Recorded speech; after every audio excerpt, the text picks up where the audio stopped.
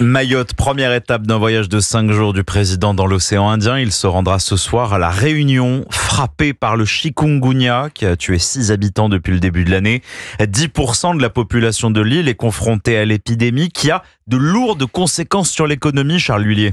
Oui, c'est presque comme un mini-Covid sur l'île. 58% d'hospitalisation en plus et surtout un doublement des arrêts maladie. Gérard Laude, dans son restaurant de 9 salariés, doit donc s'adapter. Quand les salariés sont absents, je prends la place de 2 ou 3 salariés. Mon fils remplace 2 ou 3 salariés et voilà quoi. Mais le plus embêtant, c'est sa terrasse. Il n'y a pas un chat. Les gens sortent très peu parce qu'ils ont peur de tous les moustiques qui sont dans l'air. Donc j'ai une jauge de 50 couverts. Mais quand vous voyez des services, vous faites entre 2 et 6 couverts, vous êtes déficitaire. Économie à l'arrêt, épidémie qui continue et donc carte postale qui pourrait effrayer les touristes. C'est ce que craint Patrick Cerveau pour l'Union des métiers et industries de l'hôtellerie. Il y a urgence, c'est en ce moment les réservations pour les prochaines vacances. Au mois de juillet-août, c'est 80% de notre clientèle et si nous ne communiquons pas de manière positive, il est sûr que la clientèle ne va pas venir à La Réunion. Alors pour sauver les meubles, les syndicats de patrons réclament un étalement des cotisations sociales.